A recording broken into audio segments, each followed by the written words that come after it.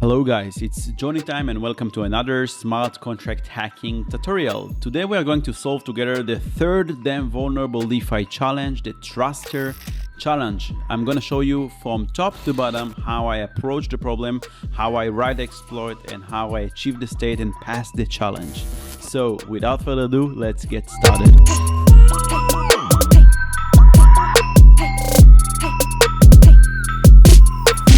So this is the third challenge in Damn Vulnerable DeFi. If you didn't watch the previous ones, or you're struggling with the previous one, or you don't know how to get started, check out my other videos in this playlist to learn how to start with Damn Vulnerable DeFi, what it is, etc.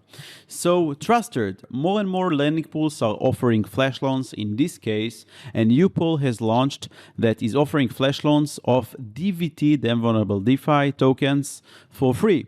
The pool holds 1 million DVT tokens and you have nothing. To pass this challenge, take all tokens out of the pool, if possible, in a single transaction. So this is the version 3 of Damn Vulnerable DeFi, and let's see how we can solve this challenge. So let's jump to the contracts folder, and here we have Truster and Truster Lender pool. This is the contract that we need to hack that has the 1 million DVT tokens, and this is a pool. It's protected by re-entry guard, and you can see that it received the Damn valuable token in the constructor, and this is the flash loan function. So the function receives the amount, the borrower, the address of the borrower, the target, and the data. So we don't know what these parameters are, so we're gonna start read the function. It's non-reentrant, so we cannot exploit reentry attacks over here, and it returns bool. So it first checks the token balance of this smart contract and saves it into a state variable balance before. Then it transfers the token and the amount to the borrower account. Okay, now it tries to transfer the token and then it creates the callback. So the callback is the target address with this data. So it makes this callback, and in this callback, hopefully the receiver, right? The receiver, the borrower, is supposed to pay back the tokens because it's a flash loan. He's supposed to pay back the loan in the same transaction. That's why we make this callback over here. And then at the end, we run this line of code to check if the current balance of this token of the smart contract is lower than the balance that we had before. Then we revert the transaction with repay failed, and eventually we return true.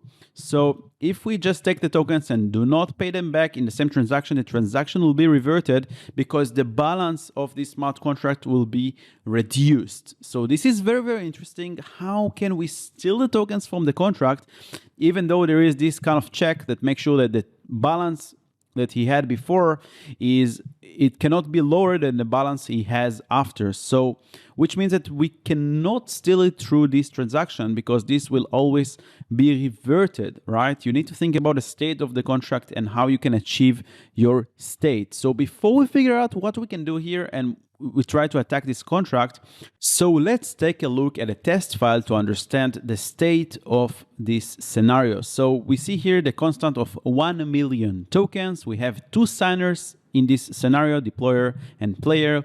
We are the player. Here we deploy the token contract, the pool contract, together with the token address in the constructor. We make sure that the pool token state variable equals the token address. Then we transfer those 1 million tokens into the pool and make sure that the balance is right. And our player balance, our malicious account balance, equals 0. So we don't owe any tokens in the beginning. Here we have to run our exploit. This is what we do to change the state, to hack the contract, and eventually we, the players, supposed to have this 1 million tokens, the tokens in pool, and the pool address, the pool contract that holds all the tokens, supposed to be 0. So we're supposed to steal all the tokens from the pool. Now it's your time to think creative, to activate your attacker mindset and think how you can manipulate the state, how you can hack and exploit this Truster Lender pool smart contract in order to steal the tokens, even though we saw that it makes sure that the balance after the execution of this flash loan function is supposed to be equals or greater than the balance before. So how can we steal the tokens from the contract? Now, if you need that, you need to pamper your skills in order to solve this challenge, in order to learn how to activate this creativity, this attacker mindset, and get a solid ground and solid foundation. You can certainly do that by taking an online smart contract hacking course that will help you become a skilled certified smart contract hacker.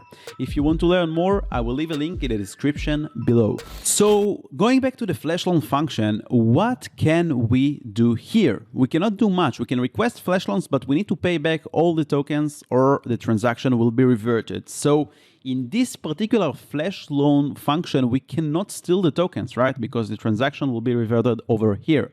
But maybe we can do something else. Maybe we can leave a backdoor in the contract or in the token contract state that will allow us later to steal the tokens from the pool. And it all relies within this line of code, okay? So here I'm gonna add some audit issue. We can basically execute arbitrary call to any contract on behalf of the pool. This is a very problematic line of code over here, this target.function call, because we possess and we control both the target address and both the data, which basically says that we can call the flash loan function without requesting any flash loan, but just to execute a function in another smart contract in the context of this pool smart contract. So the pool will call another smart contract. The message sender will be the pool because he is the one basically who's making this call, and we can control the address of this contract that we want to trigger and the data, which means the function that we are going to trigger in this contract. So this function call is part of the address library, and you can see over here, if we jump to this function call with value. Where is it? Okay, 1 second. So it's eventually going to call the function call with value that will trigger the call opcode on the target. So we can basically make any call on behalf of the smart contract. Now, what call can we make to which contract in order to leave a backdoor that will allow us to steal the tokens later? Stop the video, try to think, and then resume watching it. So we can leave a pretty nice backdoor using the approve function in the ERC20 token, because if you are familiar with ERC20 tokens, you know that one of the functions is the approve function. The approve function is basically allowing user to approve another user to spend his tokens, and it's going to change this allowance mapping. This is something that we also cover in the smart contract hacking course in depth. You're going to master ERC20 tokens, fungible tokens, because they are everywhere. You need them in every audit, in every hacking contract that you ever do. So you're going to master it in the course. And if you would learn it, you would know that this approve function can be called, and any account can call it to approve another account to spend his tokens. So if we can make this pool contract to call the approve function on the token contract and approve us, our player account, our malicious account, to spend the pool tokens, then we can later on call transfer from function. Transfer from function, it's basically a function that receives from to and amount, and in case this from account approve the to account to spend his tokens, you can see it over here, these are the checks from the ERC20 tokens, then it's going to transfer the tokens from the from address to the to address. So we will use this basically vulnerability to call the approve function on the ERC20 tokens, so we can later on call the transfer from function and steal the tokens from the pool contract. So how do we do that? We need to call the flash loan function. So let's do that. We will do await pool.connect. We are calling it on behalf of the player account. So connect, and player. Then we will call .flashloan, and we will pass the following parameters. So the first parameter is the amount. We don't want any tokens, so we're going to send 0 in that case. We don't want to utilize the flash loan functionality. We just want to exploit the fact that we can make the contract call whatever contract that we want. The borrower it doesn't really matter, but we're just gonna put our address. So I'll put player.address.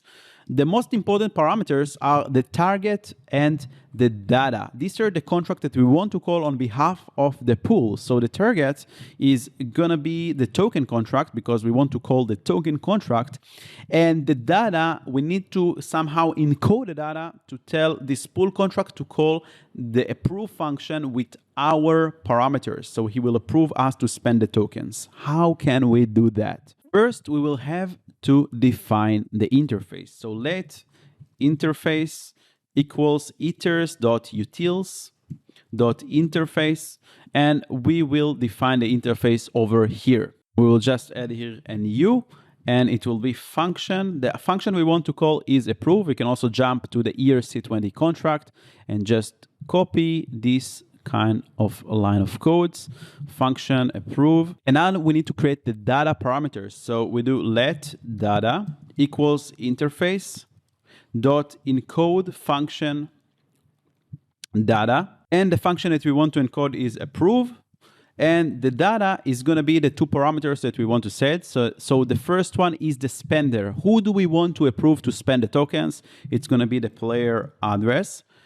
And the amount is like how many tokens we want to approve. We want all the tokens in the pool. We want to give him the allowance to spend all the tokens in the pool. So now that we set the interface and we filled in the data, now we have the data parameter encoded, and we can set it right after to this flashloan function. And now hopefully our backdoor was set after this transaction, because we called the flashloan function, we set our backdoor, we called on behalf of the pool contract, the token contract with this data. Now we have the allowance to spend the tokens on behalf of the pool, because we send the player address over here and the tokens in pool, which means that we can call await token.connect.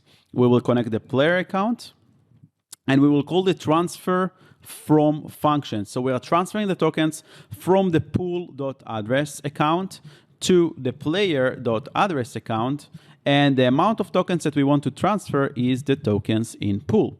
Now we have the right allowance, so we are supposed to be able to get the tokens from the pool because we just approved it here in the previous transaction. And we have some typos. So here it's going to be ethers, here it's going to be function, and here we need to send a token address and not the token object. So now hopefully everything's supposed to work, and let's try to run the test and see if we were able to pass the challenge and achieve this state here in the after section. So yarn and truster, the name of the challenge. Let's cross our fingers. And yes, we've made it. We completed the third Damn Vulnerable DeFi challenge, the Truster challenge. If you enjoyed this video and you learned something, make sure to smash the like button and subscribe to the channel for more awesome content about smart contract security and DeFi security.